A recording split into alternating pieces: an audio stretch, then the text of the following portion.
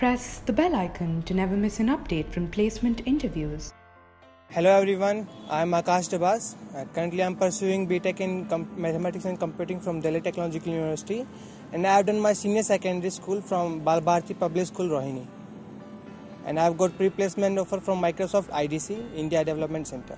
Tell us about the placement procedure.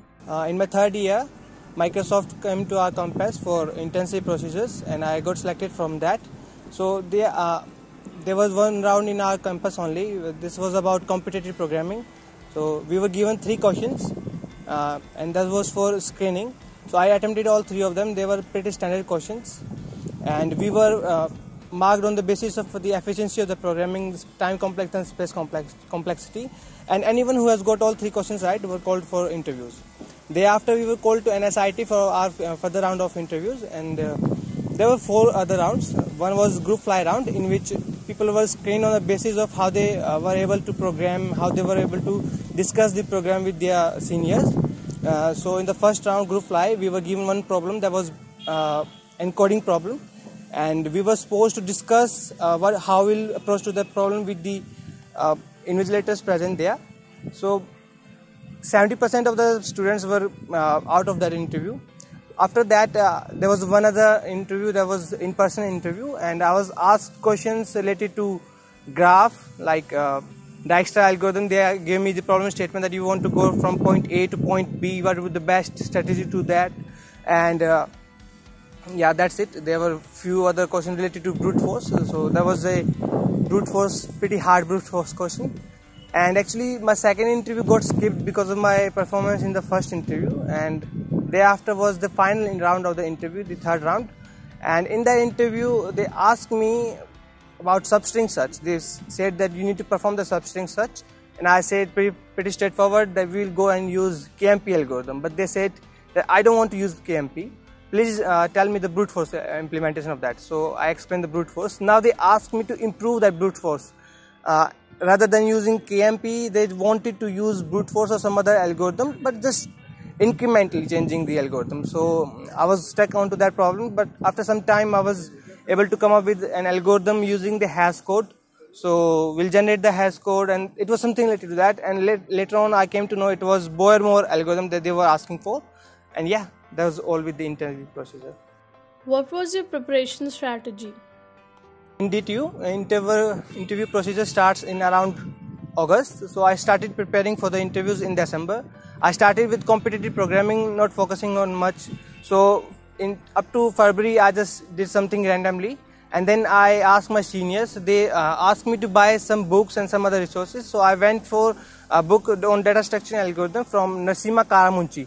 So I strictly recommend this book for others also, because this book contains a summary of many popular questions from Geeks for Geeks.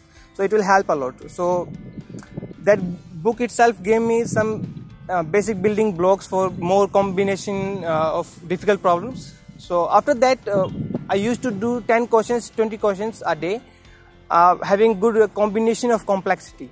So what I used to do is, I'll take 4 questions which I was very comfortable with, and 4 other questions which will give me moderate difficulty, and 2 questions which were really hard for me at the moment. So I used to do problems on Codeforces. I don't like CodeChef or other website, because Codeforces gives you problem statement and gives you test cases. You are able to see what was wrong with your program, and there are articles associated with each problem.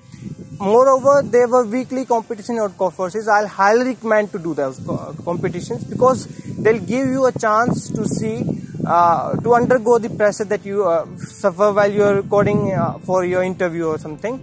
And there's another site, A2OJ, and on that site, questions are arranged in groups called as ladders. So ladder A will be containing questions from Codeforces of difficulty A. Ladder B will be having questions of difficulty B, and so on. So I solved the ladder B entirely. That gave me a very nice skill set of problems that I can be solving. Yeah, that's it. Any tips and tricks that you'd like to share? Okay, now for tips and tricks. As I've already mentioned, the book Narasimha Karamunchi on data structure and algorithm, I'll highly recommend it, because it gives you a basic set of problems that you will be able to use.